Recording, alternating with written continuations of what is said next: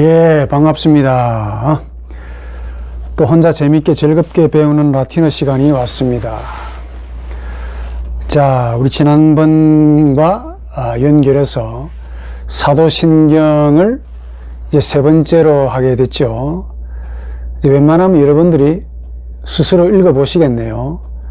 한 번 더 여러분과 같이 본문을 보고 또 같이 한번 읽어봅시다.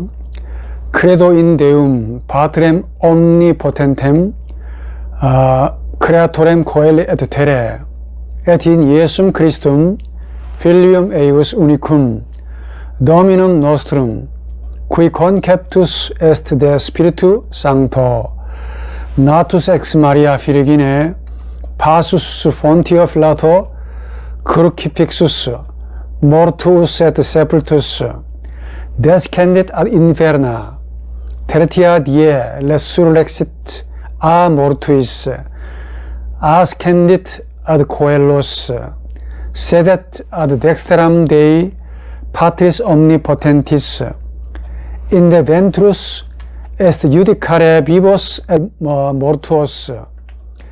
Credo in Spiritum Sanctum, Sanctam Ecclesiam Catholicam, Sanctorum Communionem, Remissionem Peccatorum, Carnis Resurrectionem, et Vitam Aeternam. 아멘. 자, 오늘은 이 세 번째 문장을 이제 같이 해볼 텐데요. Qui conceptus est de Spiritu Sancto. 자, 많이 했으니까 여러분들 스스로 잘 해볼 수 있겠죠.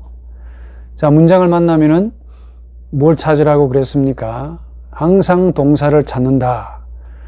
동사가 없으면은 생략된 거다.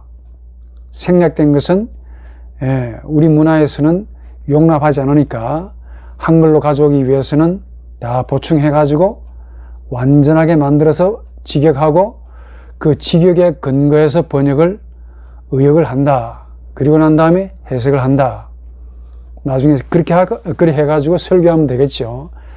자, qui conceptus est de Spiritu Sancto인데, 지난번에 했던 이것은 기독론의 골격이고, 오늘 하는 것은 이 골격에서 조금 더 세부적으로, 즉 성육신에 대한 이야기입니다. qui conceptus est de Spiritu Sancto, natus ex Maria Virgine. 자, 동사를 찾아보는데 동사가 눈에 딱 띄죠. est, 주로 t하고 nt로 끝나는 게 꼬리가 거의 동사라 그랬습니다. 자, 그럼 동사를 찾았는데 또 여러분들이 약간 가물가물할 것 같아서 한 번 더 후닥닥 같이 해보고 웬만하면 외우시기 바랍니다. 에세 동사인데 현재, 과거, 미래 이 세 기본 동사입니다. 자, 에세 동사는 유감스럽게 불규칙 동사라 그랬죠. 그래서 1인칭에서 o로 끝나지 않고 m으로 끝납니다. sum es est, sumus estis sunt. 과거는 eram, eras, erat, eramus, eratis, erant. 과거는 모든 규칙 동사의 과거 1인칭도 m으로 끝납니다. 또 접속법도 앞으로 배우겠지만은 m으로 끝나요. 자, 미래는 o로 끝나죠. 에로, 에리스, 에리트, 에리무스, 에리티스, 에룬트. 복수 3인칭은 모음 축약이 일어나서 운트가 된다는 겁니다. 그들이 있을 것이다. 자, 그러면 에스트가 나왔으니까 그가 있다라는 말이죠. 그럼 동사를 찾았으니까 이제는 동사에 일치하는 주어를 찾아야 될 겁니다. 주어가 될 만한 것 한번 찾아보십시오. 대는 아니겠죠. 스피리투도 아니겠죠. 상토도 아니겠죠. 컨캡투스가 될 우스로 끝났으니까 어쨌든 간에 가보니까 오늘 아니 오늘 PPP 과거 분사를 먼저 공부하겠네요. 과거 분사가 맞습니다. 컨캡투스.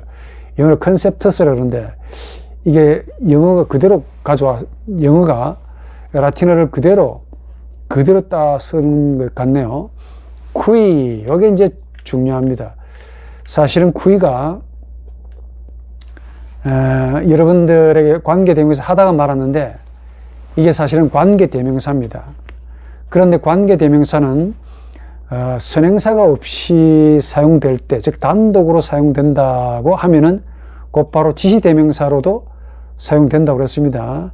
우리 지시대명사로 사용되는 케이스가 많은데 관계대명사도 마찬가지고, 또 우리 지난번에 배웠던 인칭대명사 3인칭도 사실은 지시대명사로도 사용됩니다. 뭐 그 남자 그 여자. 그러니까 우리 이게 한글로 번역할 수가 없기 때문에 그냥 지시대명사로 번역하는 것이 좋죠. 물론 다음에 이 사도신경 마치고 관계대명사 기억변화를 여러분들에게 또 동영상으로 올려드릴 텐데 오늘 미리 배워두면 좋겠죠. 그냥 억지로 외우게 되면 힘드니까 나올 때마다 제가 이런 식으로 할 테니까 나올 때마다 공부하시고 외우시고 자연스럽게 습득하시기 바랍니다. 관계대명사는 일종의 지시대명사이기 때문에 격변합니다. 이 격변화는 여러분들이 따로 외우는 것이 좋습니다. 이제부터 외우는 것이 참 좋을 것 같아요. 머리에도 유익이 되고, 특히 아이들이 잘 외우는데 그 여러분들의 자녀들과 함께 공부하면 여러분들보다 훨씬 더 속도가 빠르다는 것 약속드립니다. 자, 단수 복수가 있는데 뭐 지시대명사로 사용되니까 단독으로 사용되었습니다. 남성, 여성, 중성으로 분류가 되죠. 자, 일격은 무조건 외우는 수밖에 없어요. 단수 일격과 복수 일격은 좀 특이해서, 물론 이게 아홉이나 하긴 하는데 아무래도 대명사니까 대명사적 변화를 해요. 그래서 이게 별다른 좋은, 외우기에 좋은 방법이 없는데, 특히 이 단수, 복수, 일격은 너무 특이하기 때문에 외우는 수밖에 없습니다. 격변화. 자, 쿠이, 쿠에, 쿠오드. 단수입니다. 이 남자는, 이 여자는, 이것은. 복수 보십시오. 쿠이, 쿠에, 쿠에입니다. 그러니까 아오 변화를 하긴 하는데, 이게 완전히 일탈된 아오 변화지요. 근데 아오 변화라고 할 수가 없을 정도로 다릅니다. 관계 대명사이기 때문에 그래요. 외우는 수밖에 없습니다. 특히 단수, 복수, 일격은 반드시 외우시기 바랍니다. 쿠이, 쿠에, 쿠오드인데 단수, 복수도 쿠이, 여성, 쿠에, 중성은 여성을 따라갑니다. 쿠에입니다. 일격은 이제 단수, 지시대명사의 변화대로 따라가요. 쿠이우스, 쿠이우스, 쿠이우스.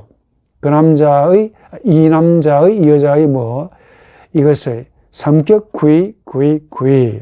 이 남자에게, 이 여자에게. 사격은 쿠엠이죠. 남성이 쿠엠입니다. 음으로 끝날 것 같은데 M으로 끝나요. 쿠엠, 쿠암, 쿠오드. 중성이니까 일사 똑같죠.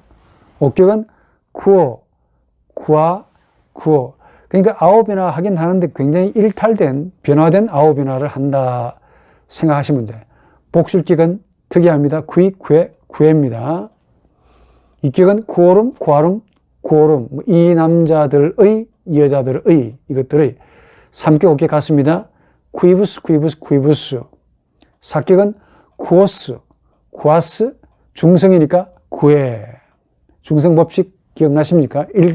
일격과 사격은 항상 같고 복수는 항상 아로 끝난다라고 했는데 이 관계대명사만큼은 또 이 해당 사항이 없어요. 예외가 있으니까 외우시는 것이 좋죠. 자, 옥격은 또 삼격과 동일하니까 생략하기로 하고. 그럼 본문의 쿠이 콘캡투스 쿠이가 뭐겠습니까? 관계대명사인데 사실은 관계대명사가 맞습니다. 그런데 이게 문장이 끝나는 바람에 대문자로 썼어요. 사실은 누구를 수식하냐면은 관계대명사 누구를 수식하냐면은 전에 제가 이야기했는데 기억나신 분은 더 좋겠죠. 선행사 관계대명사절은 일종의 형용사절이라고 했습니다. 형용사와 똑같아요. 다만 일반 형용사는 수식하는 명사가 가지는 성수격을 그대로 따라갑니다. 그런데 관계대명사의 선행사만큼은 관계대명사가 가지는 선행사와 이 관계대명사 격변화가 일치가 되긴 되는데 두 가지만 일치시켜주면 돼요. 격은 달라도 되고 성과 수만 일치가 되면 선행사가 됩니다. 그러니까 queen은 남성, 그렇죠? 남성 혹은 남성 단수도 되고 남성 복수도 됩니다. 남성 단수입니다. 그러면은 선행사는 남성 단수인 단어만 찾으면 돼. 그러면 이제 여기 앞에서 보게 되면은 credo in Deum Patrem omnipotentem creatorem coeli et terrae et in Iesum Christum filium eius unicum dominum nostrum 뭐 이렇게 쭉 나오는데 여기서 남성 단수가 되는 모든 명사가 전부 선행사가 될 수 있습니다. 예? 데움도 될 수 있고 파트렘도 될 수 있고 크레아토렘도 될 수 있고 왜냐하면 전부 남성 단순이기가. 그런데 문맥상 에틴 예수 그리스tum 필리움 에이우스 우니쿰 도미눔 노스트룸 콤마가 안 돼 있고 마침표가 되어 있어요. 마침표가 되어 있기 때문에 구이 대문자 썼는데 문맥상 번역상 예수 그리스도가 분명히 선행사가 될 겁니다. 더 정확하게 말하면은 예수수가 문맥상으로 쿠이가 맞습니다. 혹은 크리스투스, 이 크리스툼이 이게 바로 사격이죠. 이게 선행사가 될 수가 있습니다.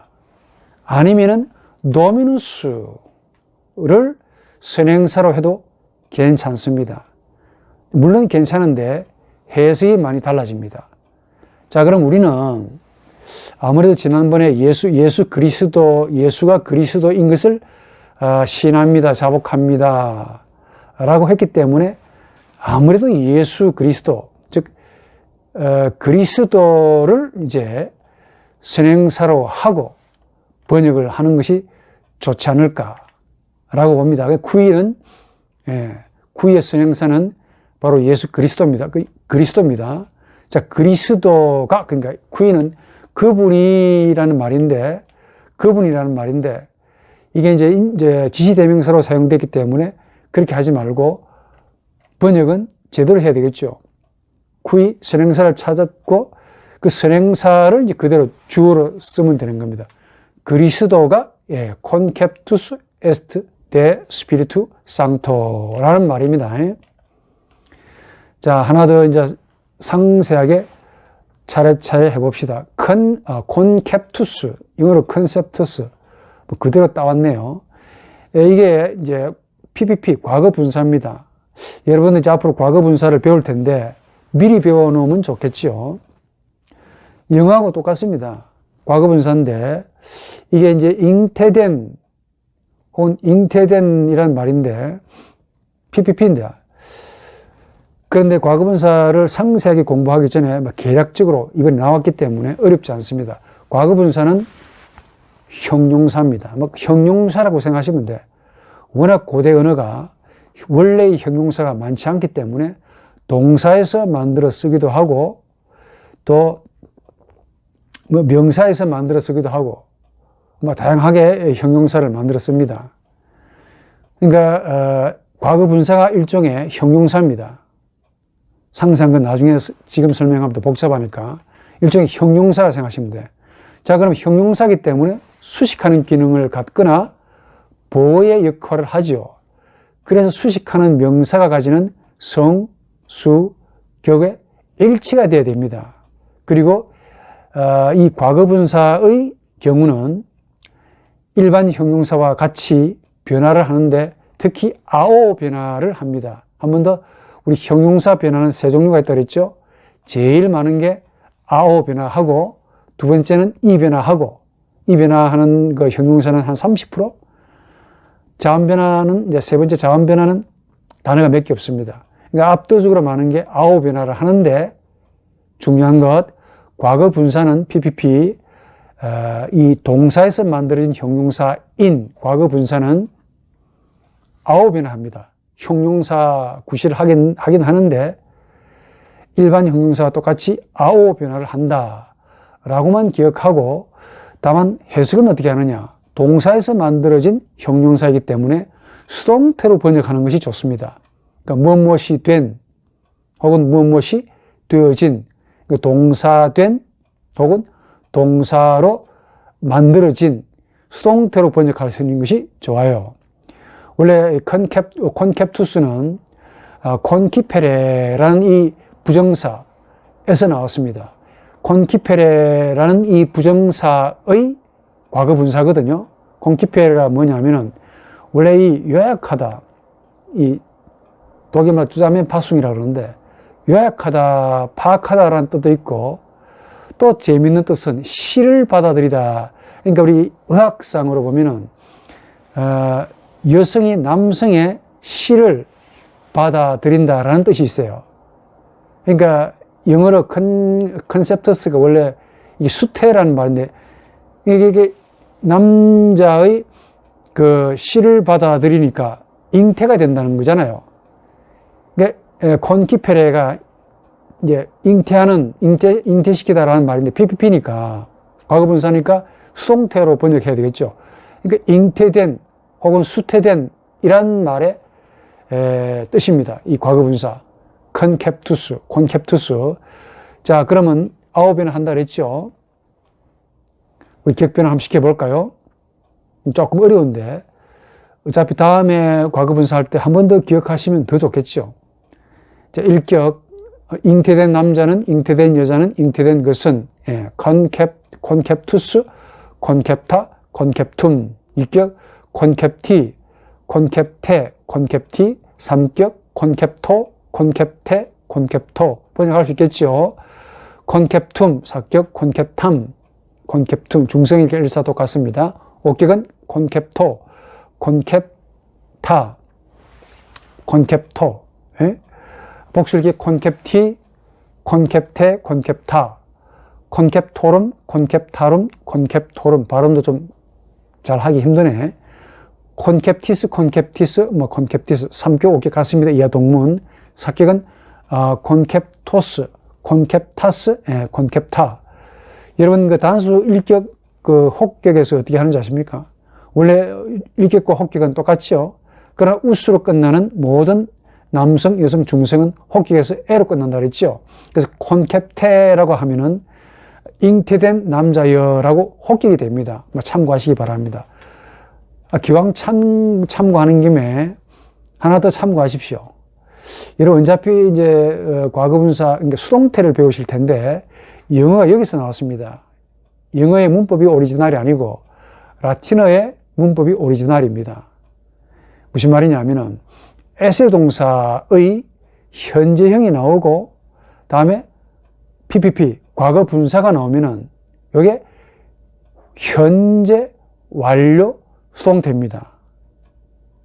영어라 생각하시면 돼. 뜻은 해석은 어떻게 하냐? 되어졌다라고 합니다. 현재 완료. 이 말 그대로 현재 완료는 완전히 끝나버린 겁니다. 더 이상 안 해요. 두 번 다시 안 하는 겁니다. 현재 상태가 현재 동작이 완전히 끝난 것을 퍼펙트라 그러는데, 퍼펙투스라 그러는데, 이제 완전히 끝난 겁니다. 그 다음에 에세 동사의 과거형이 나오겠죠. 뭐 에람, 에라스, 에라무스, 에라티스, 에란트가 나오는데, 여기에다가 플러스 PPP가 나오면은 과거 완료 수동태가 돼요. 해석은 어떻게 하느냐? 되어졌었다. 그렇게 해석하시면 돼. 그리고 에로, 에리스, 에릿, 에리무스, 에리티스, 에룬트가 나오죠. 에세 동사의 미래형.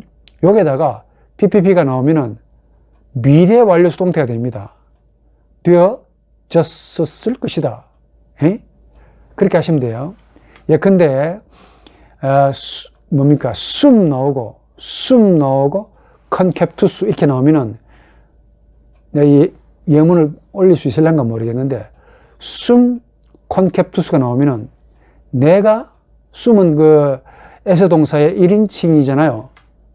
현재. 그렇죠? 다음에 컨캡투스가 나오면 내가 잉태되어진 자였다. 더 이상 잉태되지 않아요. 이렇게 번역하는 거예요. 참고하시기 바랍니다. 그리고 기억해 두시면 좋겠는데 굳이 기억하려고 하지 마십시오. 다음에 계속 제가 라틴어 문법을 올릴 때 그때 또 과거 분사가 나옵니다. 그때 한 번 더 하면 되겠죠. 자, qui conceptus est. 대가 나왔네요. 그럼 대가 뭘까요? 전치사입니다. 한 번 더, 라틴어 모든 전치사는 격지배를 하지요. 주로 사격, 옥격 혹은 사격, 옥격을 함께 지배하는 그런 전치사가 많은데 가장 많이 나오는 전치사를 여러분들에게 소개해 드립니다. 사격을 지배하는 전치사는 주로 외울 때 한꺼번에 배우시면 좋겠죠. ad 혹은 ad는 무엇을 향하여 방향을 분명히 제시합니다. 영어로 to와 똑같아요. 독일말로 쭈, to나 쭈나 발음이 똑같잖아요. ad에서 나왔습니다. 다음 페르, 뭐뭘 통과하여, 뭘 지나서, 프롭테르, 뭐뭐 때문에, 뭐뭐로 인해서, 포스트, 뭐뭐 뒤에, 이런 포스트 모더니즘 아시죠? 이 포스트가 라틴어입니다. 전치사입니다. 모더니즘은 현대, 포스트 모더니즘은 현대 이후에 라는 뜻입니다. 인테르, 뭐뭐 사이에. 여러분, interesting, 영어로 interesting, 라틴어로 interesse라는 말인데, 원래의 뜻은 그 사이에 있다라는 말이에요. 그런데 이게 영국으로 넘어가서 어떻게 된 노릇인지 흥미로운이라는 뜻으로 한번 바뀌었다는 거 아닙니까? 이 웃기는 것이죠. 원래 원뜻은 interesse입니다. inter인데 사이에 있다는 거 말이죠.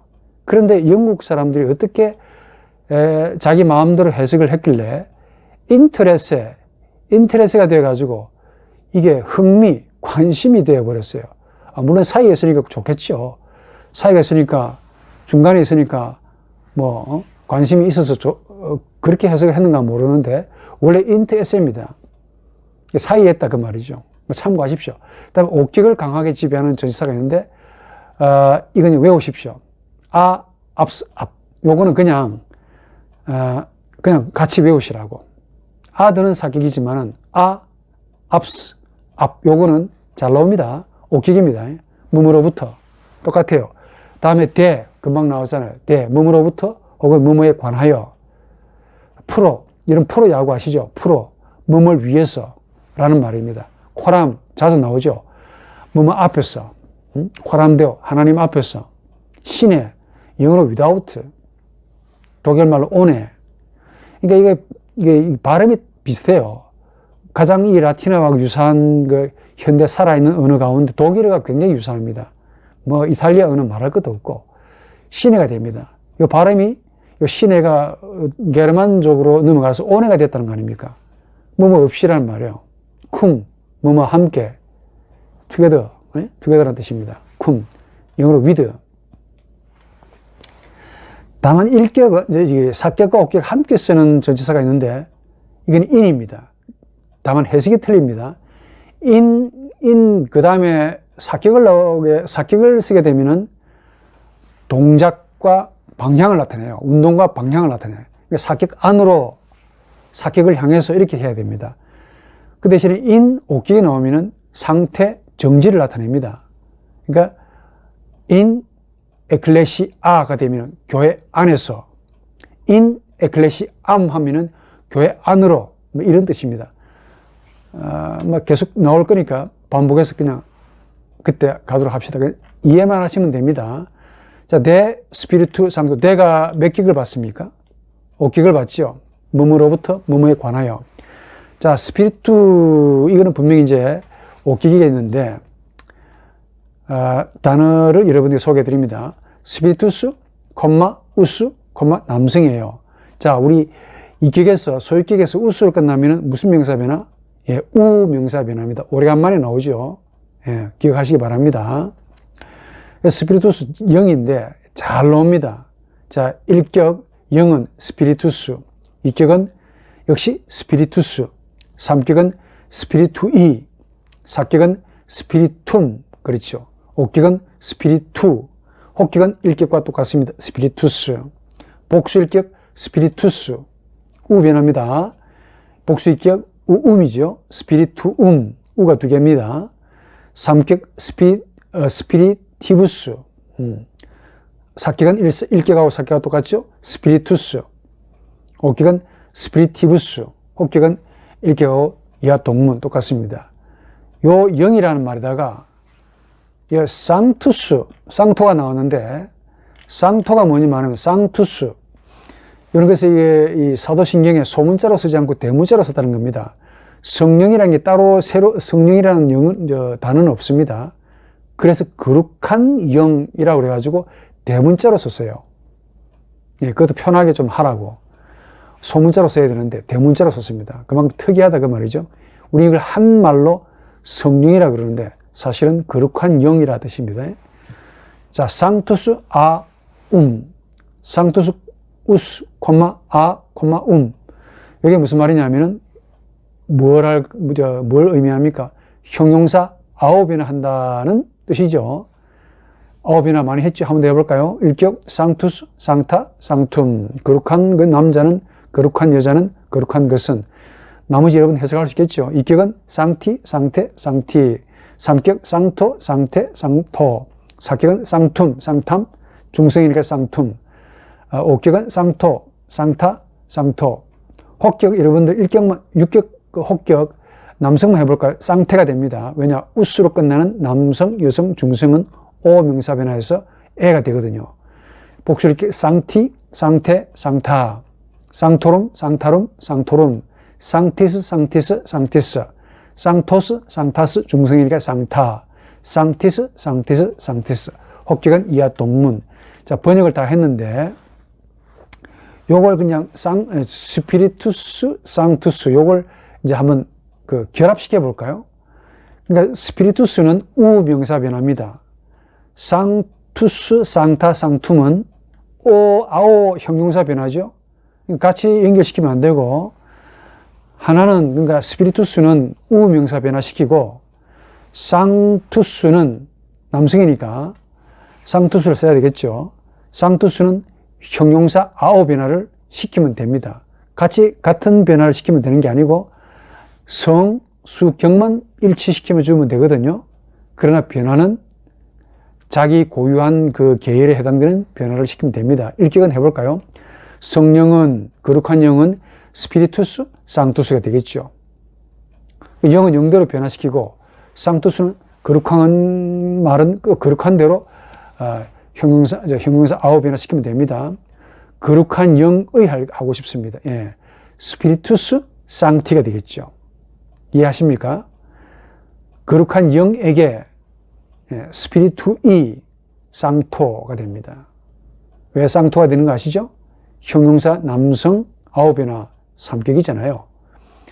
성령을, 거룩한 영을 스피리툼, 상툼, 거룩한 영에게, 영으로 말미암아 스피리투, 상토가 됩니다. 거룩한 영이여 하고 싶으면 스피리투스, 상태가 됩니다. 왜냐? 그 상투스가 남성 상투스는 우수로 끝나는 남성, 여성, 중성은 혹격에서 애가 된다 그랬죠? 도미네 하고 똑같습니다. 상태가 되는 거야. 성령이여. 자, 그럼 번역 다 했습니다. Qui conceptus est de spiritu sancto인데 번역은 이 남자는, 이분은, Qui가 남성이죠. 뭐 여성도 되긴 됩니다. 그러나 앞에 있는 도미누스를 혹은 크리스투스를 수식하는 것이 좋다고 그랬죠. 문맥상, 번역상. 그러니까 이분은, 여자적으로 번역하면은 이분은 콘캡투스, 태어나신 분, 잉태되신 남자입니다. 여자 같으면 콘캡타가 되겠죠. 그런데 콘캡투스가 됐으니까 남자입니다. 남자. 에스트, 그러니까 에세 동사, 에스트 더하기 PPP죠. 그러면 현재 완료 수동태입니다. 그러니까 번역을 두 가지로 할 수 있어요. 이분은 데 스피리투 상토, 거룩한 영, 이때는 대문자 썼으니까 성령으로 합시다. 성령으로부터 잉태되었다, 되신 남자다 라고 해도 되고, 에세 동사 더하기 PPP, 과거분사는 에세 동사가 현재지요. 에스트, 현재잖아요. 그 다음에 콘캡투스가 PPP니까 에세 동사 더하기 PPP는 현재 완료 수동태입니다. 에세 동사가 현재거든요. 에스트가 현재니까 현재 에세 동사 더하기 PPP는 현재 완료 수동태 됩니다. 현재 완료 수동태로 번역할 수 있는 것이 좋을 거야. 왜냐하면 어떻게 되냐면 이분은 성령으로 나셨다. 더 이상 나지 않습니다. 한 번 나고는 이제 완전히 끝난 거예요. 종결된 겁니다. 이게 현재 완료의 특징입니다. 다음에 현재 완료할 때 충분히 설명하겠지만은 현재 완료는 미완료, 즉 과거와 틀립니다. 과거는 진행형의 뜻을 가지고 있지만은 라틴어의 현재 완료는 말 그대로 현재가 끝나는 겁니다. 더 이상 없는 거예요. 두 번 다시 없는 거예요. 그래서 번역할 때 잘 하셔야 됩니다. 두 가지 번역이 있다고 그랬죠. 하나는 이분은 콘캡투스, 태어나신 남자다. 무엇으로부터? 성령으로부터 태어나신 남자다 라고 해도 괜찮고, 또 에스트가 현재니까 에스트 더하기 PPP, 현재 완료 수동태로 번역해도 괜찮습니다. 이 남자는 성령으로 잉태되셨는데 더 이상 나시지 않는다 라는 뜻의 의미를 가지고 있다라고 봐요. 이해하시겠죠? 자, 한 문장 더 해봅시다. 나투스 엑스 마리아 피르기네. 자, 동사를 찾아야 될 텐데 동사가 안 보입니다. 또 생략됐겠네. 그렇죠? 그럼 생략된 동사는 어디에서? 기본적으로 앞문장에서, 아니면 에세 동사를 주어와 일치해서 시켜야 한다. 자, 그러면 나투스 엑스 마리아 피르기네, 아무리 봐도 동사가 없습니다. 앞문장에서 찾는 게 좋죠. qui conceptus est. 그렇죠. 에스트가 있잖아. 앞문장에서 에스트가 나옵니다. 그래서 에스트를 보충하는 것이 좋습니다. 그럼 어떻게 되느냐? 에스트 나투스 엑스 마리아 피르기네로 만들어 놓고 번역하는 것이 좋지요. 예, 말한 김에 나투스 이것도 PPP입니다. 그러니까 에스트 집어넣어야 돼. 해석이 달라집니다. 에세 동사의 현재 더하기 PPP는 금방 우리 배웠듯이 현재 완료 수동태입니다. 현재 완료 수동태이기 때문에 두 번 다시, 한 번만 하고 두 번 다시 끝나는 거야. 두 번 다시 없는 겁니다. 그래서 이게 사도신경이 절묘하다는 거 아닙니까? 하나하나 살펴보면 아주 문법적으로 제대로 쓴 거예요. 자, 하나하나 해볼까요? 나투스에 대해서 한번 봅시다. 원래 여러분 다음에 배우겠는데, 동사 종류는 규칙 동사가 있고 불규칙 동사가 있고 타령 동사라는 게 있습니다. 좀 어렵습니다. 다음에 하기로 하고, 나투스가 나왔기 때문에 원래 PPP입니다. 과거 분사로 써도 돼요. 그런데 원래는 나스키라는 잉태하다, 잉태되다, 태어나다, 기인하다라는 뜻의 동사에서 나오는데 이게 타령 동사입니다. 타령 동사의 현재 완료형인데 또 그 자체만 가지고도 형용사가 됩니다. PPP. 형용사 9이나 한다 그랬죠. 그러니까 나스키라는 말에서 이 나투스가 나오는데, 원래 영어로 원래 nature, 본성이라는 말이죠. 독일 말로 나투라. 이 전부 다 이 나스키라는 말에서 나왔습니다.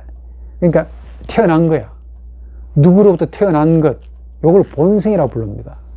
말 참 재밌죠. 어원을 찾아가 보면 전부 다 원인이 신에게서 나옵니다. 고대로 가면 갈수록 정 뿌리가 신에게서 나와요. 그만큼 고대인들이 정신적이다. 신과 관계시켜서 모든 것을 생각하고 숙고했다라는 뜻이 나옵니다. nature, 본성, 자연, 이게 신으로부터 태어난 것을 가리켜서 본성이라고 그래요. 타고난 것. 재미있게 바랍니다. 자, 나투스 그 자체만 가지고도 형용사, 태어난, 본성적인 이런 뜻입니다. 나투스, 무슨 명사, 무슨 형용사 변화요? 형용사 아오 변화죠. 격변해 볼까요? 빨리 봅시다. 나투스, 나타, 나툼. 이격, 나티, 나테, 나티. 해석할 수 있겠죠? 삼격, 나토, 나테, 나토. 사격, 나툼, 나탐, 나툼. 중성이니까. 오격은 나토, 나타, 나토. 복술기억, 나티, 나테, 나타. 나토름, 나타룸, 나토름. 나티스, 나티스, 나티스. 사격, 나토스, 나타스. 중성이니까 나타. 옥격은 삼격하고 똑같이 나티스, 티스, 티스가 됩니다. 그럼 태어났다, 태어난 남자, 여자, 그것은 그것입니다. 자, X가 나왔습니다. X. X가 금방 우리 배웠던 전치사인데 하나 더 집어넣으시기 바랍니다. 우리 그때 금방 앞에서 사격 전치사, 옥격 전치사 했죠? 이 X는 옥격 지배를 하는 전치사입니다. 옥격 앞, 대, 프로, 코람, 시네, 쿰, 함께 x를 집어넣으시기 바랍니다. x 반드시 뒤에 나오는 대명사, 명사는 옥격이 됩니다. 뜻은 뭐뭐로부터 라는 뜻입니다. 자, 마리아. 이 마리아는 사람 이름입니다. 예? 헬라어가 아니고, 라틴어가 아니고, 이 히브리어죠, 히브리어. 마리아. 그래서, 마리아 꼬리가 아입니다. 마리아, 에, F. 아 명사 변합니다. 마리아는 마리아, 마리아의 마리에, 마리에, 마리아를 마리아암, 마리아 때문에 마리아, 마리아. 하나밖에 없습니다. 자, 피리기네, 요 명사는 여러분 조금 전부 다 이게 나중에 다 외우는 이 신학적인 용어입니다. 피리고, 즉, 처녀라는 말인데, 자음명사, 자음 변화하는 명사예요. 이스로 끝난 꼴 이격을 보십시오. 피리기니스잖아요. 이격가 이스로 끝나는 모든 그 명사는 이격에서 이스 끝나면 이 명사 계열이라고 그랬죠. 이 명사 계열은 세 종류가 있다고 했습니다. 하나는 이 변화, 두 번째는 자음 변화, 세 번째는 혼합 변화라는 게 있습니다. 근데 이 비르고라는 이 명사는 자음 변화하는 명사입니다. 여성이에요. 처녀라는 말입니다. 우리식으로 동정녀죠, 동정녀. 단수 해볼까요? 비르고. 이격은 비리기니스. 그러니까 간이 비르긴이 됩니다. 일격에서 찾을 수 없으니까 이격에서 찾아야 됩니다. 비르긴이 됩니다. 삼격은 비리기니, 비르기넴, 비리기네. 혹격은 일격하고 똑같이 비르고. 비르게네스, 비리기눔, 자음 변화잖아요. 비리기니부스, 비리기네스, 일격 똑같죠? 사격, 비리기니부스. 혹격은 일격하고 똑같습니다. 비리기네스가 됩니다. 자, 그럼, 비리기네가 되죠. 그럼 처녀 때문에. 근데 왜 처녀 때문입니까? 대라는 전치사 때문에, 아니죠. 대 스피리투 상토. X라는 이 마리아, X가 전치사거든요. 옥격을 지배하는 전치사인데, 그래서 마리아가 일격이 아니고 옥격입니다. 왜 옥격이 됩니까? X라는 전치사 때문에. 그 다음에, 동격인데, 비리기네가 됩니다. 비르고가 아니고 비리기네. 그러니까 마리아와 비리기네가 사실은 성수격이 똑같아요. 동격입니다. 그래서 X, 마리아, 비리기네. 나투스 X, 마리아, 비리기네. 단어는 참 간단한데 담고 있는 의미가 조금 어렵습니다. 빨리 해석하고 여러분들에게 신학적으로 설명해 주죠. 자, 여기 에스트를 집어내야 된다 그랬죠? 그래서 그분은 쿠이입니다. 쿠이. 연속적 쿠이입니다. 생략하는 거 집어내야 돼요. 쿠이, 에스트, 나투스, 엑스 마리아 비리기네죠. 자, 그러니까 그분은 마리아라는 처녀로부터, 그러니까 마리아와 비리기네가 동격이거든요. 동격은 같은 극이니까 동격 처리하셔야 됩니다. 우리식으로 동정녀 마리아 이렇게 해도 괜찮은데 마리아라는 처녀로부터 태어났다. 정확하게 직역하는 게 좋지요. 그분이 누굽니까? 그리스도. 앞에 있는 지난번에 했던 그 그리스툰 이라는 이을 선행사를 통해서 해석을 해도 되고, 도미누스를 선행사로 해도 되고, 자건 예수를 선행사로 해도 되고, 아마도 예수가 좋든지 그리스도스가 제일 좋을 겁니다. 문맥상으로. 자, 그런데 그래서 그분은 마리아라는 처녀로부터 태어났다라는 뜻입니다. 자, 그런데 여기서 요게 이제 간단한 해석인데, 간단한 번역인데, 번역은 참 간단한데 해석은 굉장히 어렵습니다. 이것 때문에 이게 왜 이제 이 기독론에서 이게 왜 나오느냐, 이 동정녀 탄생이라는 이 교리가 있는데 해석이 좀 복잡합니다. 일단 요 사도신경에서 중요한 두 개의 문장을 가지고 교리적으로 해석을 좀 해보기를 원하죠. 이 두 개의 문장이 예수라는 그리스도가 탄생을 하시는데 이 탄생에 대한 그 고백이 두 개의 문장으로 구성됩니다. 특이하게도. 하나는 conceptus est de Spiritu Sancto. 성령으로 잉태되셨다. 두 번 다시 이제 잉태 안 되십니다. 그 말 한마디 하고, 나투스 엑스 마리아 필기네. 동정녀, 그 처녀이신 마리아라는 처녀로부터 태어나셨다. 두 번 다시 태어나지 않습니다. 요 두 개의 문장으로 딱 구성되어 있어요. 이 예수의 그 탄생이. 그러니까 첫 번째 문장과 두 번째 문장인데, 예수의 몸은 성령으로부터 태어나셨는데, 여기 콘캡투스라는 말 자체가 아까 말했지만은 남성의 씨를 받음으로 형성되는 의미라고 그랬죠. 수태라는 말이 콘캡투스. 이 말입니다. 그러니까 예수의 몸은 성령으로부터 씨가 받아들여졌으므로 형성됐다는 것이 중요한 고백이에요. 이게 콘캡투스 에스트 데 스피리투 상토가 가지는 의미입니다. 첫 번째. 그리고 두 번째, 나투스 엑스 마리아 필기네라는 이 말에서 뭘 의미하느냐 하면, 성령으로 씨가 받아들여짐으로 몸이 형성되고, 근데 그 몸이 마리아라는 처녀로부터 태어났다라는 말입니다. 그러니까 잉태되는 것은, 즉 우리 어려운 말로 말하면은 배아라고 그래요. 배아. 원래 이 생리학적으로 난자와 정자가 결합을 하면 그 배아가 형성되는데, 이 배아는 성령으로부터 이 배아가 형성되고, 다음에 이제 세포분이 일어날 거 아닙니까? 그래가지고 몸이 형성되죠. 그 몸은 누구로부터 태어나냐면은 마리아라는 처녀로부터 태어난다 라는 이 고백이 바로 사도신경의 고백이고, 이게 예수의 탄생에 대해서 두 가지로, 두 문장으로 설명해 놓았어요. 왜 이 고백이 필요했을까? 바로 당대에, 이 고백이 만들어지기 당대에 예수의 인간성을 부정했던 당시의 도케티스무스 혹은 도케티즘, 이 가현주의라고 그러죠. 가현주의에 대한 강력한 부정이 담겨 있습니다.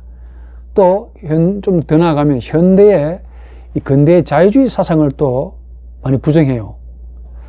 그 당시 영지주의가 대표자인데, 자주 영지주의 나오죠.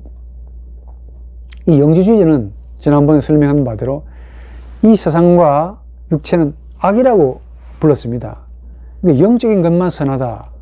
그러니까 영은 선하고 육체는 악이다. 이렇게 단순하게 이분법적으로 주장하죠. 그러니까 예수는 하나님의 아들이기 때문에 거룩하고 온전하죠. 선하죠. 악이 아닙니다. 그래서 태어날 때 몸으로 태어나면 안 되는 거야. 하나님의 아들인데 어떻게 부정하고 더러운 사람의 몸으로 입고 오느냐라고 생각했기 때문에 영지주의자들은 예수가 하나님의 아들인데 예수가 인간의 몸으로 이 땅 위에 태어났을 리가 없다 믿지 않았습니다. 이게 가현주의죠. 가현론. 그래서 예수가 여자의 몸으로 인간으로 태어났다는 것 자체를 부인합니다. 영지주의자들은 가현주의자와 똑같아요. 그러면서 뭐라고 이야기하느냐면 예수는 마리아에게서 실제로 태어난 것이 아니고 우리의 그 죄된 인간의 사람들의 눈에만 그렇게 마치 진짜인 것처럼 보일 뿐 가짜라는 겁니다. 가짜 몸, 가현이라고 그러죠. 가현. 실제로 태어난 게 아니고 가짜로 태어났을 뿐이다 라고 주장합니다. 이게 바로 영지주의자들의 주장이야. 이런 주장에 반대해서 사도신경은 진짜 태어났다 라고 말하면서 두 가지 문장을 제시하잖아요. 성령으로 잉태가 되었고 그 잉태가 된 몸이 만들어진 몸은 마리아에게서 났다 라고 주장하는 거예요. 여기서 말 나온 김에 고대에는 영지주의자들이 이단들이었는데 이게 근대로 넘어오면 자유주의자들이 이런 이야기를 많이 주장합니다. 특히 예수가 성령으로 동정녀 마리아에게서 태어났다는 것을 부정합니다. 회의를 많이 느껴요. 양반들 또 이렇게 말합니다. 소위 현대학문의 도움으로 예수가 처녀인 마리아에게서 태어났다 할지라도 돌연변이로 태어났다라고 또 주장하네. 왜냐하면 과학적으로 처녀 생식을 이야기하는데 이 자유주의자들이 처녀 생식을 하게 되면은 우리 화학 시간 맞나요? 생물 시간에 배웠는 것 같은데 여자가 처녀 생식을 하게 되면은 처녀가 아이를 낳으면은 그 자식은 반드시 여성이 나와야 돼요. 처녀가 처녀를 낳는 거예요. 그러니까 남자가 나올 수 없습니다. 이런 과학적인 사실을 가지고 마리아가 처녀니까 아이를 낳았다면은 여성이 나와야지 어떻게 남성이 나오냐라고 주장하면서 예수의 동정녀 탄생을 부정합니다. 심지어 이것도 말이 안 되니까 예수를 사생아라고 주장해요. 제가 말난 김에 제가 중학교 때 도덕을 배웠는데 제가 참 존경했던 선생님이 도덕 선생님이었어요. 도덕, 윤리. 근데 잘 나가다가 이 예수에 대해서 이분이 뭐라고 이야기했냐면은 예수를 사생아라고 이야기했어요. 제가 어릴 때 받았던 충격은 이루 말할 수 없습니다. 그 충격이 너무 커가지고 집에 와서 울었다는 거 아닙니까? 중학교 1학년이 뭘 안다고 그 존경했던 선생님이 예수를 사생아라고 이야기하는 바람에 제가 충격받고 집에 와가지고 엉엉 울었답니다. 제가. 그 기억이 나요. 왜 울었는지는 모르겠습니다. 기분이 되게 나쁘더라고. 어떻게 예수가 사생아냐, 이게. 놀랍게도 그 당시 저는 교회에 나가지는 않았습니다. 그런데도 예수 선생님의 이야기에 통곡을 했습니다. 기분이 되게 나쁘더라고. 제가 신학을 하고 난 다음에 지금 그 선생님을 만나면 정말 잘못 가르쳤다라고 말씀드리고 싶은데 어디서 이상한 책을 읽으셨겠지? 그래가지고 순진한 학생들 앞에 그렇게 공갈치면 안 됩니다. 예수가 사생아였대요. 이걸 숨기기 위해서 예수의 제자들이 성령 잉태와 동정녀 탄생이라는 이걸 교리를 만들었다라고 주장한다고 자유주의자들은 그렇게 말합니다. 왜냐? 동정녀 탄생을 과학적으로 혹은 이성적으로 증명할 수 없기 때문이다 라고 말하죠. 또 이에 반해서 로만 가톨릭은 지나치게 또 문자적으로 신성시합니다. 왜냐? 예수가 죄가 없어야 되는데 예수가 죄가 없으려면 예수를 낳은 마리아도 죄가 없어야 된다라고 여깁니다. 그것 때문에 마리아를 성모로 숭배해요. 성모 마리아라고 말합니다. 성모 마리아. 성모가 뭡니까? 의미적으로는 하나님의 어머니라는 말입니다. 거룩한 어머니라는 말인데 그 의미는 뭐냐? 하나님의 어머니라는 말이에요. 여기서 여러분들에게 조금 참고로 성모라는 말이 원래 있었습니다. 흥미롭게도 451년 AD 451년에 칼케톤 신조가 만들어지는데요. 그 칼케톤 신조에서 하나님의 어머니라는 말이 등장해요. 우리식으로 말하면 성모지요. 여러분들에게 그림을 올려놓을까요? 참고하시기 바랍니다. 말난 김에 한번 해보시죠.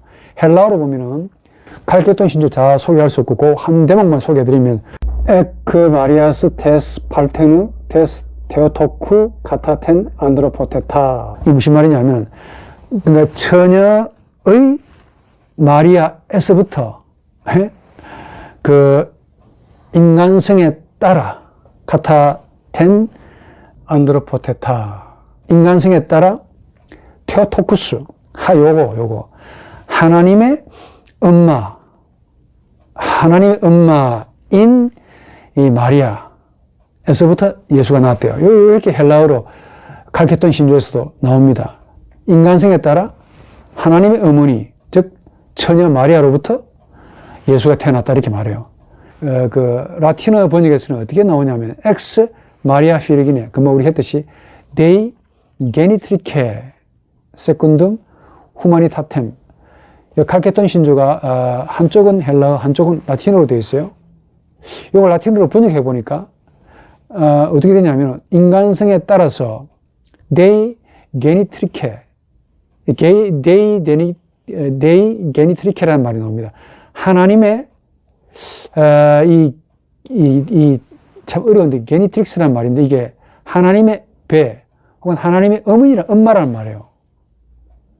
하나님의 엄마인 마리아, 동정녀 마리아에서 예수가 태어났다. 이렇게 말합니다. 엑스 마리아 비르기네 데이 게니트리케 세컨듬 후마니타템. 근데 이 헬라어 토코스라는 말인데, 이 테오토코스, 이 테오토코스라는 말이, 이게 원래 토코스라는 말이 라틴어로 보면 게네트릭스라는 말인데, 이게 무슨데 엄마라는 뜻입니다. 생산자. 그 토코스, 거기다 테오스를 갖다 붙여가 테오토코스. 마리아를 테오토코스, 하나님의 엄마로 표현하는데, 이게 칼케톤 신조에서 등장합니다. 451년에. 그 이후로 많은 교부들이, 적어도 사실은 이 칼케톤 신조가 만들어지기 전에도 많은 교부들이 3세기 때부터인가 마리아를 성모로 많이 칭했습니다. 성경에도 예수께서 돌아가시면서 요한에게 보라 내 어머니다 라고 말했죠. 그래서 그런가요? 오리겐이 최초로 이 성모라는 말을 썼다고 그러고, 뭐 그 이후로 유세비우스, 뭐 크리소스톰, 심지어 아우구스티누스조차도 썼다는 말이 있는데, 특히 네스토리우스라는 이 교부는 테오토코스라는 말 쓰지 말고 그 말 대신에 그리스도의 어머니라 쓰자. 즉 크리스토토코스라는 말 쓰자. 그리스도를 낳은 엄마라는 말 쓰자 라고 해가지고, 그 당시 키릴루스라는 이 정통 교부한테 이단으로 정죄받았어요. 네스토리우스가. 그래가지고 이 말 하나 때문에, 그러니까 정통 신학자들은 테오토코스라는 말 쓰자 그랬고, 네스토리우스는 하나님을 낳은 엄마라는 말이 좀 어색하다. 그리스도의 엄마라고 하자. 크리스토토코스라는 말 쓰자 라고 하는 바람에 키릴루스의 주류를 따랐던 정통신학자들로부터 네스토리우스가 이단이 되어버려요. 무슨 말이냐면은, 자관 이 칼케톤 신조 이후로 그 이전부터 시작해서 로만 가톨릭은 마리아를 성모로 높입니다. 성모. 이런 성모로 높이면서 아베 마리아라는 말 쓰죠. 이 아베라는 말 무슨 말인지 아십니까? 원래 아베테라는 인사말이에요. 이 훗날에 아베가 되는데, 안녕하십니까, 잘 사십시오라는 뜻입니다. 우리말로 인사말이에요. 그 인사말에 아베가 돼. 마리아에다가 아베를 갖다 붙여가지고 아베 마리아, 마리아여 안녕하세요 그 말입니다. 혹은 마리아여 잘 사십시오 라는 인사말이 된 거야. 지금도 이 가톨릭 성당에 반드시 마리아상이 있잖아요. 또 성당에 출입할 때 마리아상에다 아베 마리아라고 기도합니다. 유명한 그 슈베르트도 아베 마리아라는 곡도 작곡해가지고 갖다 바쳤다는 거 아닙니까? 곡이 되게 좋은데, 곡은 참 좋은데 제목이 마음에 안 들어. 어쨌거나 이 로만 가톨릭은 예수가 무죄인이라는 사실을 높이기 위해서 마리아 자체도 죄가 없다 라는 식으로 이제 높인 겁니다. 그러니까 마리아가 처녀로 잉태를 했는데, 이걸 설명하기 위해서 마리아가 죄가 없는 상태로 예수를 잉태했다라고 설명하려고 하는 거예요. 그러다 보니까 마리아를 높이게 된 겁니다. 예수가 높아진 게 아니고, 덩달아 마리아가 원죄인이 아니고, 그러니까 마리아는 남녀간의 성관계를 통해서 예수가 나오실 수가 없으니까 마리아가 특별한 여자라고 생각을 했던 거야. 사실상 말란 김에 이 고대인들이란 고대 신학자들을 포함해서 고대 기독교인들은 아담의 원죄가 주로 남녀간의 성관계를 통해서 유전이 된다라고 생각했습니다. 이걸 유전설이라고 그러는데, 그래서 마리아를 역시 마리아도 역시 남녀간의 성관계를 통해서 나온 여자 아닙니까? 그러면 이 마리아가 예수를 낳게 되면은 이 문제가 생깁니다. 그래서 마리아를 원죄인이 아닌 죄가 없는 여자로 만들어야 하기 때문에, 그 순결한 처녀의 몸으로 예수가 잉태되어야 하기 때문에 예수는 원죄와 무관해야 되겠죠. 그렇게 하기 위해서는 뭘 높여야 되겠습니까? 마리아 역시 원죄인이 아니다, 죄인이 아니다 라는 사실을 강조할 필요가 있었습니다. 그래서 마리아가 죄가 없다는 그 교리를 19세기에 이미 확증했고, 그 이전에 한 15세기 이전에도 이미 굳어져 있었습니다. 무슨 말이냐? 마리아는 예수를 잉태할 때부터 이미 원죄가 없고 죄가 없어요. 심지어 평생 죽을 때까지 죄를 범치 않는다라는 생각을 로만 가톨릭이 가지고 있습니다. 이해가 될 만하죠. 왜 저렇게 로만 가톨릭이 마리아를 숭배하는지. 또 하나는 그 16세기에 있었던 그 제세례파의 주장에 여러분이 좀 경각심을 좀 가져야 됩니다. 제세례파는 세례를 한 번 더 받아야 된다는 그 말을 말하는데, 이 양반들이 예수께서 성령에 의해서 잉태되었다는 사실을 어떻게 이해하냐면 삐딱하게 이해합니다. 그리스도의 몸이 사람의 실체가 아니고 신성의 실체, 즉 성령의 본질에서 만들어졌다라고 주장하네요. 그러니까 비슷하게 주장하긴 하는데, 예수의 몸이 성령의 본질에서 만들어졌다. 그러니까 신적 본질이 인적 본질로 변화가 되었다라고 주장합니다. 무슨 말이냐면은 아주 기묘합니다. 성자 하나님께서 예수께서 육신을 취한 것이 아니라 그분 자신이 육신이 되셨다라고 주장하는데, 이걸 제가 여러분들에게 이해를 돕기 위해서 이렇게 이해해 보면 될 것 같아요. 오늘 시간 좀 많이 가는데, 여러분 물의 분자 구조가 H2O죠. 수소가 2개고 산소가 하나인데, 이런 법칙은 이미 주어져 있지 않습니까? 그런데 실제로 물이 되기 위해서는 H2O, 수소 2개가 하고 산소 하나가 결합해가지고 실제가 돼야만이 물이 되죠. 그러나 H2O라는 법칙은 이미 선제적으로, 선험적으로 주어져 있는 것이 됩니다. 이와 똑같이 성자는 이미 주어져 있는 겁니다. 그런데 이분이 실제로 땅 위에서 육신이 되신 거예요. 그러니까 육신이 됐는데, 다만 마리아라는 여자의 몸을 통해서 땅 위에서 몸이 되었다라는 식입니다. 마리아의 몸이 예수에게 영향을 주지 않는다는 말이죠. 반대가 되죠. 오히려 예수의 몸이 마리아의 몸에 영향을 줘가지고 형성되었다, 이렇게 말합니다. 왜냐하면 H2O, 이 법칙은 물의 법칙이지만 이미 선제하는 것과 똑같다 라는 식으로 제세례파는 이렇게 말합니다. 그러니까 제세례파의 생각에는 마리아는 타락한 피조물이긴 한데, 그저 하나님께서 이 예수를 보내기 위해서 사용되었던 하나의 도구, 우리식으로 말하면 씨바지에 불과한 역할을 하죠.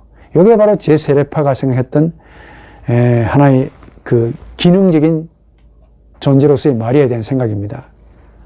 그러니까 마리아는 성령께서 제공하신 씨를 단지 배양하고 출산하는 통로의 역할을 밖에 하지 않습니다. 어차피 말이 좀 긴데, 이런 그 예수의 성령론, 예수의 잉태와 관련해서 가hen론도 우리는 믿지 않지요. 또 제세례파의 주장도 우리가 따라가지 않습니다. 그때서 천주교의 로만 가톨릭의 그 마리아 숭배설도 우리가 인정하지 않습니다.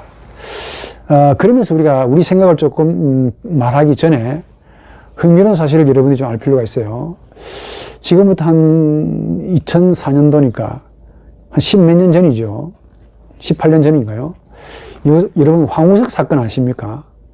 황우석 씨가, 이분이 배아줄기 세포를 만들어져 가지고 세계적인 스타가 될 뻔했죠. 그런데 황우석 씨가 성공한 그 배아줄기 세포가 실제로 성공한 것이 아니고 처녀 생시에 의해서 만들어진 것이다, 즉 조작된 것이다라고 서울대 그 연구팀이 발표를 했습니다. 그 바람에 황우석 박사가 스타가 될 뻔했다가 완전히 쪽박을 차게 됐죠. 지금 뭐 하는지 모르겠는데, 거기서 처음 나오는 게 바로 처녀생식입니다. 제가 그 신문 칼럼을 보고 깜짝 놀랐습니다. 아, 처녀생식이라는 것이 실제로 이런 식으로 가능한 거구나를 확인했는데, 원래 복제란 무슨 복제냐면 난자가 핵을 가지고 있어요. 그 핵을 빼내고 그 자리에 다른 세포를 집어넣어 가지고 세포 분열이 일어나 가지고 똑같은 몸을 만드는 것을 인간 복제라 그럽니다. 복제 기술이라고 그래요. 근데 황우석 씨는 이런 정상적인 방법을 사용하지 않고 여성의 난자의 핵을 빼기는 뺐는데 거기에다가 원래 그 여성이 가지고 있는 난자와 함께 붙어 있었던 찌꺼기 세포를 그 핵의 자리에 집어넣은 거야. 그러니까 똑같은 그 DNA를 가지고 있으니까 세포 분열이 1개가, 2개가, 2개가, 4개, 4개, 8개, 8개, 16개, 16개가, 32개, 32개, 64개, 100, 20, 막 대가 되겠죠. 이렇게 해가지고 본인이 줄기세포를 만들었다라고 주장했어요. 배아 줄기에 성공했다. 근데 서울대에서 그 조사해 보니까 이건 거짓말이다. 이건 처녀생식이었다. 라고 주장한 거야. 자, 그때 처녀생식이라는 말을 처음 봤는데, 이런 식으로 처녀생식이 가능하구나. 사실은 제가 좀 찾아보니까 처녀생식은 불가능한 것이 아니라 벌, 진딧물, 물벼룩, 그리고 고기에도 가능하다 그럽니다. 근데 포유류에서는 그게 불가능하다고 얘기했습니다. 그런데 어쩝니까? 최근에 영국의 그 연구에서도 왕도마뱀이라는 게 있는데, 코모도 왕도마뱀, 이게 전혀 생식으로 만들어졌다고 그래요. 또 우리 한국에서도 정확한지는 모르겠는데 마리아 생명공학 연구소가 있답니다. 거기에서도 전혀 생식으로 쥐의 그 줄기세포를 만들었고 심지어 심장 근육도 만들어간다라는 말도 했답니다. 심지어 이 전혀생식으로 새끼쥐를 만들기도 했대요. 미국도 그렇고 일본도 그렇고 우리 한국도 그렇고 뭐 원숭이를 만든다든지 복제한다든지 이런 식으로 이제 현대 과학 기술이 이 전혀생식을 가지고 어떤 분은 또 이렇게 예수의 성령론, 마리아의 몸에서 난 것을 설명하려고 하는 경우도 없지 않아 있습니다.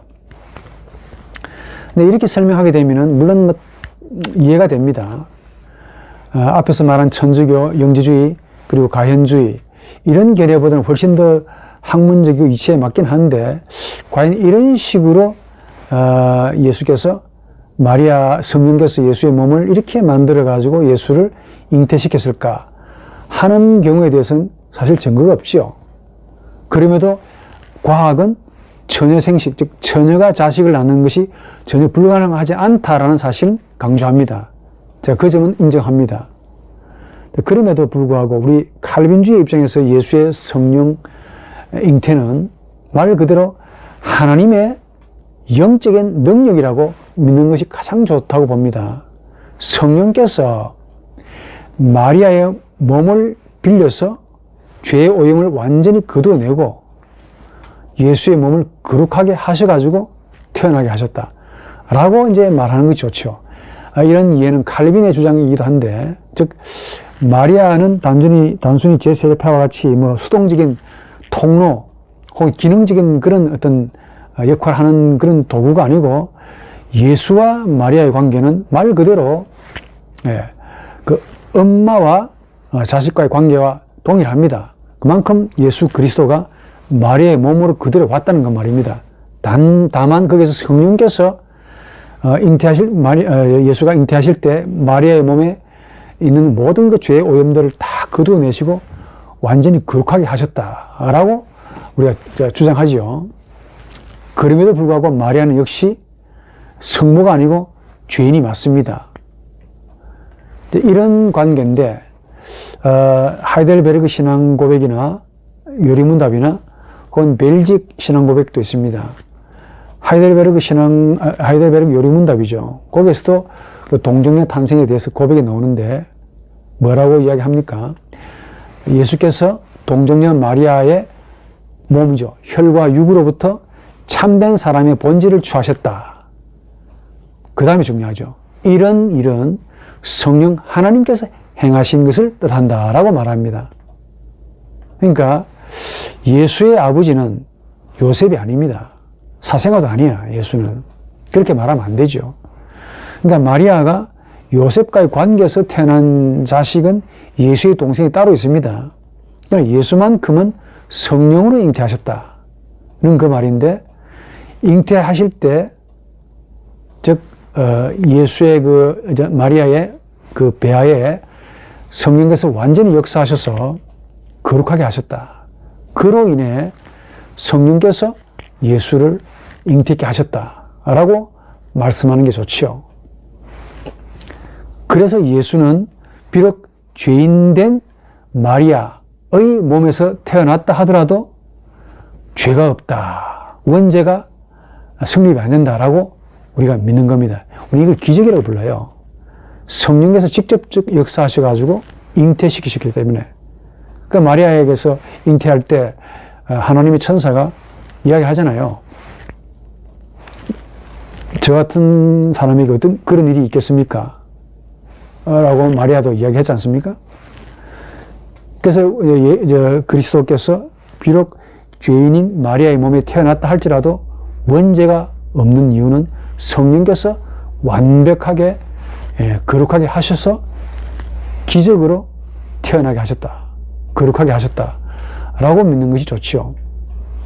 그래서 마리아의 태에서 잉태가 될 때 바로 그 순간에 성령께서 직접적으로 역사하셨다. 그로 인해 비록 죄인인 마리아에게서 잉태되셨지만은 죄는 전이되지 않았다라고 보는 것이 좋죠. 그럼에도 불구하고 자 이렇게 칼빈의 입장까지 이야기했지만은 그럼에도 불구하고 답은 이겁니다. 신비라고 말하죠. 과학적으로 설명할 수 없습니다. 현대 과학이 처녀가 자식을 낳는 것도 가능하다라고 설명해주고 있지만은 그럼에도 불구하고 예수가 마리아의 몸에서 성령으로 잉태하셨다. 라는 이 사실은 정말 신앙이 아니면 불가능하고 이성적으로 믿기 어려운 사실입니다. 그래서 기적이다. 그래서 고백으로만 우리가 마음으로만 고백되어야 할 신앙의 팩트지요. 이성적으로 논증이 불가능한 사실입니다. 하나님의 일이죠. 성령으로 잉태하사. 이제 아주 귀한 말인데 그만큼 예수께서 죄가 없으시다. 그 죄인이 아니신 분이 죄인으로 오셔가지고 우리의 죄를 담당하실 수가 있다. 그 말이죠. 이게 바로 기독론의 골격에서 나온 아주 그 잉태에 관한 이야기입니다. 이런 예수의 잉태에 관한 이야기를 생각하면서 우리가 주로 고백하는 그분이 성령으로 잉태하셨다 라는 사실을 확고하게 믿으시고 그 비밀은 전적으로 신비에 해당된다. 하나님의 역사다 라고 믿는 것이 가장 적합하다고 봅니다. 과학적으로 설명하여 본다 해도 어느 정도의 한계는 가지고 있습니다. 아마 과학이 점점 발전해서 부활도 증명할 수 있다라고 하는 때가 언젠가 오겠죠. 뭐 처녀 생식도 가능하다라고 한다는데 그럼에도 불구하고 모든 과학이 이런 신비를 다 온전히 설명해 주고 있지는 못하다. 과학의 한계지요. 이런 인간의 한계를 우리가 겸허하게 받아들이면서 하나님의 역사를 마음으로 믿는 겁니다. 그리고 입술로 신앙으로 고백하는 것이죠. 이런 신앙 고백으로 예수의 잉태, 성령으로 잉태하사가 가지는 깊은 의미를 신앙하시기를 원합니다.